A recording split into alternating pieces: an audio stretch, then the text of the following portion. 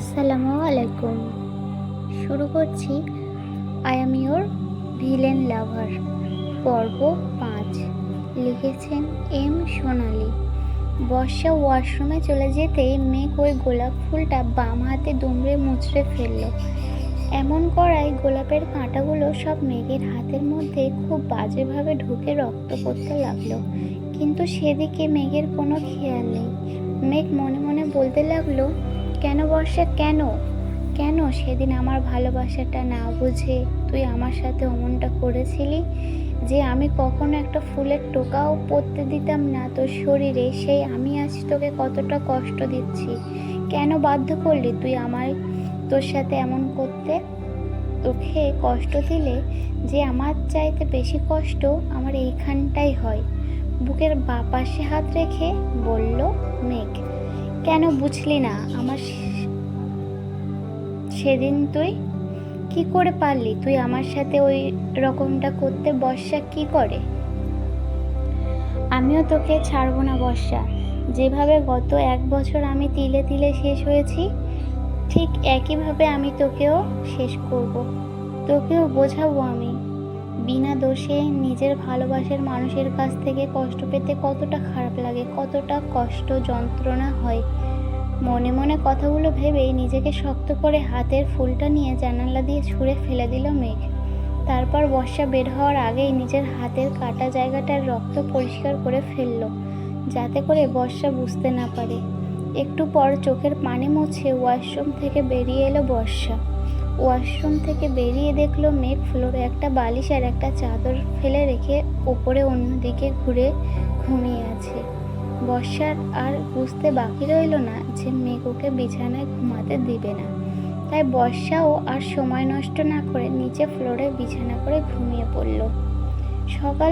সকালে খুব ভোরে ঘুম ভাঙল বর্ষার ঘুম থেকে উঠে দেখলো মেঘ এখনো ঘুমিয়ে আছে। বর্ষা বিছানা ছেড়ে উঠে ওয়াশরুমে চলে গেল ফ্রেশ হতে। বর্ষা খেয়াল করলো আশ্চর্যজনকভাবে ওর হাতের কাটা জায়গায় আর একটুও ব্যথা নেই। কাটা জায়গাটা এক রাতের মাঝে অনেকটা শুকিয়ে গেছে। বর্ষা সেদিকে পাত্তা না দিয়ে অজু করে এসে নামাজ পড়ে নিল। নামাজ শেষ করে রুম থেকে বাইরে বের হতে যাবে, তখনই বর্ষাকে ডাক দিল মেঘ। এই সরিষা, এদিকে আয় তো। মেঘের ডাক শুনে ঘুরে দাঁড়ালো বর্ষা। মেঘের দিকে তাকিয়ে দেখলো মেঘ চোখ বন্ধ করে আছে। বর্ষা মনের ভুল মনে করে আবারও দরজার দিকে পা বাড়ালো। আর তখনই মেঘ আবার বলে উঠল, কাল রাতের কথা কি ভুলে গেছিস নাকি? আমি ডাকার পরেও আবার চলে যাচ্ছিস কোন সাহসে? এদিকে আয় আমার কাছে। মেঘের কথা শুনে ভয়ে ঢোক গিলল বর্ষা।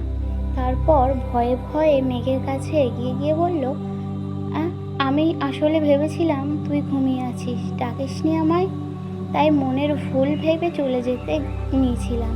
সরি। বস এখানে। কি মানে কি কানে কি কম শুনিস নাকি?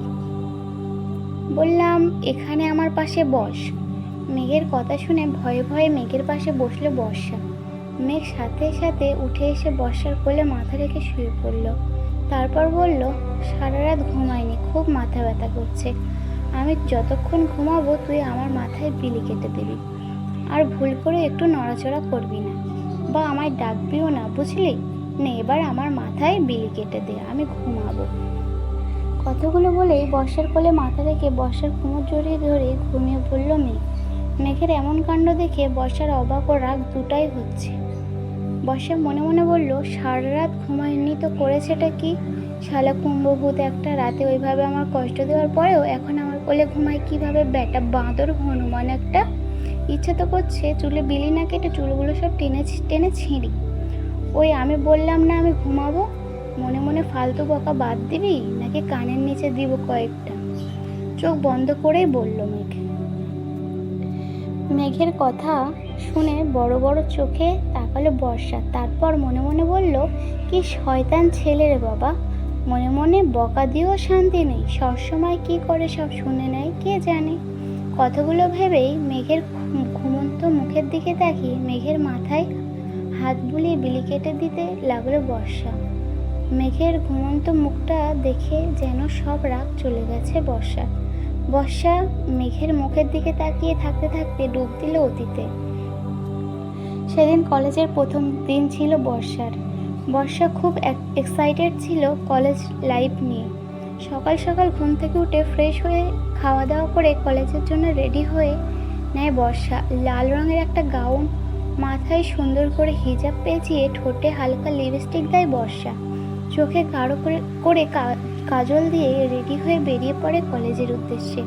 একটা রিক্সা নিয়ে চলে যায় কলেজে। কলেজের গেটে নেমে ভাড়া মিটিয়ে কলেজের ভিতর দিকে তাকিয়ে বড় একটা শ্বাস নেয় বর্ষা। বর্ষার খুব নার্ভাস লাগছে। একে তো কলেজের আজ প্রথম দিন, তারপরও এখানে পরিচিত কেউ নয়। তবু বুকে সাহস নিয়ে কলেজের ভিতর প্রবেশ করে বর্ষা। ভিতরে যেতেই একটি সিনিয়র মেয়ে বর্ষাকে ডেকে বলে, এই যে লালবতী মেয়ে ক্লাসে পড়ে যাবে, আগে এদিকে আসো। সিনিয়র মেয়েটার কথা শুনে মেয়েটার কাছে এগিয়ে আসে বর্ষা। ওই মেয়েটার সাথে আরও দুজন মেয়ে আছে, 5-6জন ছেলেও আছে। তাদের মাঝে একটা ছেলে অন্যদিকে ঘুরে বসে আছে, আর বাকি ছেলে মেয়েগুলো বর্ষার মতো আরও কয়েকজন জুনিয়র ছেলে মেয়েদেরকে নিয়ে নানা রকম প্রশ্ন করে বিরক্ত করছে। বর্ষা ওদের কাছে এগিয়ে যেতেই সিনিয়রদের মাঝ থেকে একটি ছেলে বলে উঠল, এই যে লাল বেবি ডল কলেজে নতুন। ছেলেটার কথা শুনে রাগ ওঠে বর্ষার। বর্ষা নিজের রাগটাকে কন্ট্রোল করে বলে ওঠে, আমার নাম বর্ষা, কোনো লাল বেবি ডল নয়, তাই এমন নাম ধরে না ডেকে বর্ষা বলে ডাকলে খুশি হব। বর্ষা নামটা শুনতেই অন্যদিকে ঘুরে বসে থাকা ছেলেটা দ্রুত বর্ষার দিকে ঘুরে বলে ওঠে, আরে মিস সরিষা, আমাদের কলেজে, হোয়াটস এ সারপ্রাইজ। মেঘকে দেখে আর মেঘের কথা শুনে বর্ষা বড় বড় চোখ করে রাগী গলায় বলে, মিস্টার কুম্ভভূত তুই এখানে? বর্ষার কথা শুনে সিনিয়র সব ছেলে মেয়েরা হা করে বর্ষার দিকে একবার আর মেঘের দিকে একবার তাকায়। মেঘ সকলের তাকানোর বিষয়টা বুঝতে পেরে বর্ষা বাদে সকল জুনিয়রদেরকে বলে, এই তোমরা সবাই যেতে পারো, আজকে আর তোমাদের কোনো কাজ নেই। আজকে আমরা মিস সরিষার ক্লাস নেব। ও হ্যালো মিস্টার কুম্ভভূত, তোর কানে কি সমস্যা আছে নাকি? I am not Sarisha, I am a Barsha, okay, just Barsha. ওই হ্যালো সরিষা, এবার বল তোকে কি করা যায়? সেদিন তো আমার বাসায় আমার গাছের ফুল ছিঁড়ে আবার আমাকে গালি দিয়েই পালিয়ে গেছিলি, কিন্তু এখানে তোকে কে বাঁচাবে যে রে সরিষা? ডেভিল হেসে ভুরু নাচিয়ে বলল মেঘ। বর্ষা নিজেকে সেভ করতে জানে, আমার জন্য আমি একাই যথেষ্ট, কোনো কুম্ভভূতকে ভয় পায় না এই বর্ষা। মেঘ আর বর্ষার কথা শুনে সিনিয়র ছেলেমেয়েরা হা করে তাকিয়ে আছে ওদের দিকে। হঠাৎ ওদের মধ্যে থেকে একটি ছেলে মেঘকে বলে ওঠে, কি ব্যাপার বলতো মেঘ, তোরা এমনভাবে কথা বলছিস যেন তোরা আগে থেকেই দুজনকে চিনিস। আর আমি এই মেয়েটার স্পর্ধাও দেখে অবাক হচ্ছি, ও তোর সাথে এভাবে কথা বলছে। এই কলেজের সব মেয়েদের ক্রাশ, সকলের বড় ভাইয়ের উপর এভাবে কথা বলছে, তাও আবার তুই করে। How is possible? মেঘ আর সিনিয়ররা যখন কথা বলতে ব্যস্ত, সেই ফাঁকে বর্ষা দৌড় দিয়ে নিজের ক্লাসে চলে গেল। আর মনে মনে বলতে লাগলো, ইস, লোকে কথাই বলে যেখানে বাঘের ভয় সেখানেই নাকি সন্ধ্যা হয়।